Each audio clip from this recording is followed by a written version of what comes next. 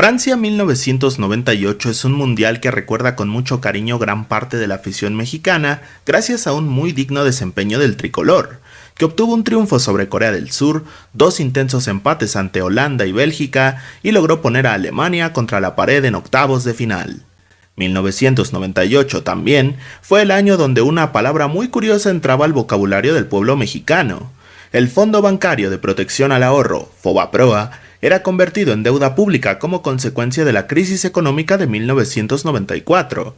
Mientras los mexicanos luchaban contra la incompetencia priista y lloraban la infame falla de Luis Hernández ante Alemania, la lucha libre seguía en un ambiente turbulento y a punto de entrar a la era del duopolio del pancracio.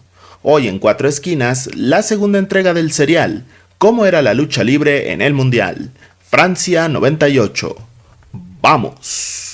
El Consejo Mundial de Lucha Libre tuvo un 1997 bastante raro, al ponerle fin a las funciones dentro de la icónica pista Arena Revolución, y en contraste, encender la escena luchística nacional con el fantástico feudo entre el Negro Casas y el Hijo del Santo. La seria y estable entró en el gran dilema de qué hacer en 1998. La primera respuesta fue un clásico ángulo entre México y un extranjero. El portentoso enmascarado canadiense, Steel, hizo pedazos a la competencia de peso completo que puso enfrente de él la Arena México, y sin ningún contratiempo, se quedó con el cinto de la categoría del Consejo Mundial. Para este fortísimo gladiador extranjero apareció el mexicanísimo Rayo de Jalisco Jr., que llevaba bastante tiempo sin hacer nada de relevancia. El 8 de junio de 1998, el Rayo de Jalisco Jr. acabó con el paso arrollador de Steel, destapándolo y revelando la identidad de Sean Morley, futuro Val Venis en WWF. Otro gladiador que encontró el brillo en 1998 fue el Último Guerrero, quien empezó a consolidarse como el luchador de otro nivel.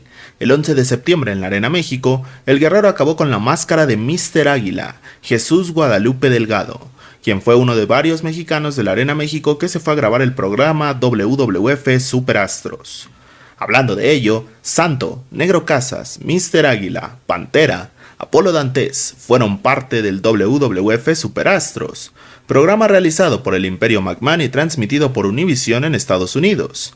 El show no tuvo el éxito esperado y del comando mexicano, WWF solo se interesó en Apolo Dantes y Mr. Águila, siendo el futuro Esa Ríos quien hizo una campaña más amplia con Vince y sus muchachos. El Consejo Mundial de Lucha Libre puso todo en gente como Shocker, que empezaba a dar muestra de que calidad sobraba y además tenía un gran carisma. Rey Bucanero, que aún le quedaba algo de tiempo con la máscara, el Olímpico, que acabó con el misterio del Halcón Negro en octubre, y Atlántico, que le ganó la máscara a Búfalo Salvaje, aunque después desapareció. Igualmente, surgió el ya tradicional torneo de la Leyenda de Plata, donde Scorpio Jr. venció al Hijo del Santo en la final para ser el primer campeón, y de paso calentar más la rivalidad entre él y Bestia Salvaje contra Santo y Negro Casas. 1998 se sintió como el inicio del gran boom que venía en el siglo XXI. El Consejo Mundial completó un brillante proceso de transición de generaciones, y se hizo con elementos experimentados y exitosos en el mundo independiente. Puedo describir el 1998 de AAA como una verdadera locura. Primero que nada, se intensificó el pleito legal alrededor de Máscara Sagrada, después, la afición mexicana se percató de que había dos parcas, y por último, dio inicio a la época farandulera de la empresa. Esta es la época que mayor popularidad les trajo, dado su contenido extremo y hasta cierto punto corriente. Si hubo una empresa que estaba muy atenta al desarrollo de la era de la actitud en WWF y al ángulo de la NWO en WCW, esa era definitivamente Promociones Antonio Peña. El cibernético empezó un fuerte pique con su mentor, Canek, que había dejado la Arena México para enrolarse con los Peña. Perro Aguayo regresó de su fracaso en las elecciones de 1997, que bueno que fracasó, por cierto, para aliarse con su cachorro y empezar rivalidad con luchadores como Cobarde II, El Picudo y Sangre Chicana. Asimismo, el Perro inició su gira de despedida de la AAA, porque para 1999 regresó a la México Catedral. De igual forma surgieron los Vipers, grupo que básicamente eran la NWO pero como con dos pasos extras, liderados por el cibernético en el papel de Hulk Hogan y con Abismo Negro haciendo el papel de Kevin Nash, es decir, el segundo al mando. En la fórmula fueron incluidos el segundo Psicosis, el segundo Histeria, el segundo Mosco de la Merced, Maníaco, y ocasionalmente hacían equipo con algún rudo random. Este ángulo se extendió y bastardizó demasiado, pero para esa época era algo francamente revolucionario. No era tan común lo del grupo, no tercia, grupo, que buscar el dominio de la empresa, así que digamos que esto fue un acierto. También tuvimos la infame rivalidad entre Abismo Negro y los gemelos Brennan. Los Brennan eran estos supuestos reporteros de los programas amarillistas de la época que grababan las situaciones más lamentables de la Ciudad de México y las volvían un espectáculo denigrante. Abismo Negro le hizo un martinete a uno de ellos y empezó a cortar promos estilo villano de caricatura, con las cuales ganó gran popularidad y empezó a ser un constante en los programas chaquetos de Televisa. No me escondo, nunca me gustó la fórmula de los Vipers, era todo lo que estaba mal con la NWO pero llevado a los cuadriláteros mexicanos. El escuadrón B de los Vipers, los payasos y los vatos locos le dieron un nivel altísimo al campeonato nacional atómico, eso sí que se lo debo dar como acierto total a AAA en aquella época. Ellos daban las mejores luchas cada función y le daban un nivel más que digno a la empresa en ese sentido, pero es aquí donde empiezan las cosas más infames de la AAA. La imitación constante de Estados Unidos, las intervenciones, el hacer a los referees protagonistas de rivalidades enteras, el dar cabida a gente que no debía de estar en el ring, la repetición constante de conceptos y personajes, el sacar personajes de pésimo gusto y calidad. AAA realmente era una fusión light de todos los conceptos menos interesantes de WWF y WCW, pero al estar en un terreno tan rígido y tradicional como el mexicano, pasó completamente desapercibido.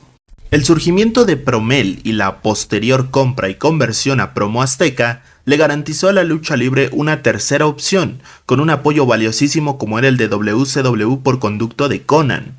Prácticamente todos los luchadores mexicanos que anduvieran en la empresa de Ted Turner tenían chances de estar en Promo Azteca, que prácticamente se desempeñó en las viejas cuevas de UWA y el circuito de arenas chicas que controló por muchos años Raúl Reyes. Sin embargo, la mala suerte acompañó a Promo Azteca durante 1998. Primero hay que aclarar que los 250 Super Electras y los luchadores menos vistos por la afición en ese momento como Venom Black no iban a competirle de inmediato a las estrellas de la Arena México o AAA. Además, los gladiadores de WCW o ECW estaban sujetos a lo que dijeran Eric Bischoff y Paul Heyman, por lo que este grupo no era permanente para ellos.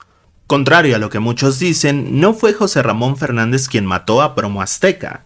José Ra siempre fue receptivo con el deporte espectáculo y si bien Azteca tampoco hizo gran cosa por la empresa así como no hizo gran cosa por UWA, la realidad es que a Promo Azteca la borró del mapa la guerra de los lunes por la noche, con WCW negándose a ceder a sus elementos mexicanos de forma tan continua o en su totalidad, por el miedo a que se lesionaran en medio de la pelea con WWF, que ya les había dado la vuelta.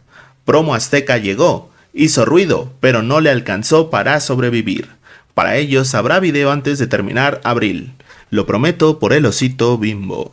En enero de 1997, la Arena Naucalpan dejó de ser nada más una sucursal de independientes locales y agregados, y fundaron International Wrestling Group, o Grupo Internacional Revolución. En la traducción se perdió lo de wrestling, supongo, que se convirtió en la cuarta opción de la lucha libre mexicana.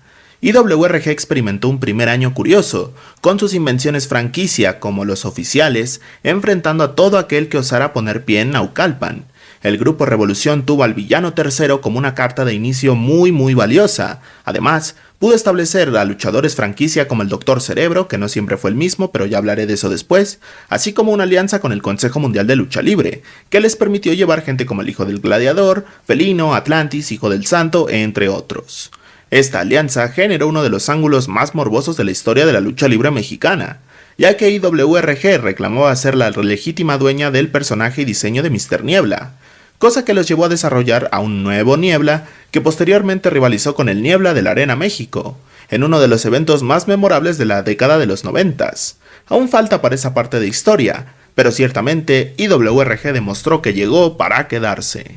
1998 tuvo mucho movimiento en el mundo fuera de las empresas. Puedo argumentar que los independientes ya no eran lo que Mora, Maines, no ese Maines, Flores o Ray Mendoza propusieron. Los nuevos independientes eran otro tipo de fórmula. Primero voy con el elefante del cuarto.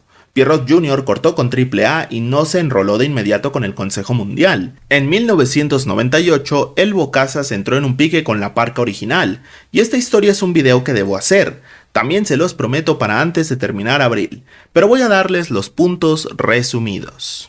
Primero, exhibió que la vigilancia constante de AAA hacia WCW, ECW y WWF no era solo para robar conceptos, sino que eran perfectamente conscientes de que Adolfo Tapia era la parca en WCW, y estoy seguro de que Tapia también lo sabía. Segundo, Adolfo Tapia saca de aquí la mejor mentira de su carrera, porque prácticamente le han dado validez en todos los espacios. ¿Qué mentira?, te preguntarás. Simple. Él argumenta que para luchar por las máscaras con Pierrot Jr. debió fingir una lesión supuestamente producida por Goldberg. Sin embargo, esto implicaría negligencia médica de parte de los doctores de WCW, por no hacer estudios y determinar una lesión de ligamentos nomás de verlo. Además, también mostraría una estupidez casi criminal de WCW al no monitorear el paradero y la lesión de su luchador. Tercero, esto último que mencioné viene a tema porque Tapia argumenta que hizo la lucha a escondidas, pero en el video de la propia lucha de máscaras salen Damián 666 y Psicosis, luchadores que en ese momento estaban bajo contrato con WCW.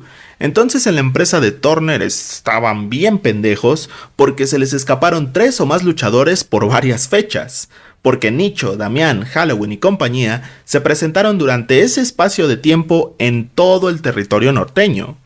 Para acabar con esta patraña, en Nuevo Laredo la parca Tapia venció al pronóstico de la prensa especializada, que al ver esta apuesta ante ese rival y con una parca en AAA asumieron que iba a perder, pero realmente fue el inicio del comandante Pierrot de Puerto Rico, que aquella noche perdió la máscara y dijo llamarse Norberto Salgado. 1998 mostró la debilidad de lo que quedaba del PRI. Mostró que la selección mexicana son unos eternos pecho fríos. Mostró la gran fortaleza del Consejo Mundial de Lucha Libre, la forma poco convencional de reinventarse de la AAA, la fragilidad de Promo Azteca, la astucia de la familia Moreno y la potencial estupidez criminal de WCW o la mejor mentira jamás contada. Muchísimas gracias por tu atención. No olvides dejarme tu opinión sobre todos estos sucesos en los comentarios. No olvides suscribirte. Nos vemos en la próxima edición.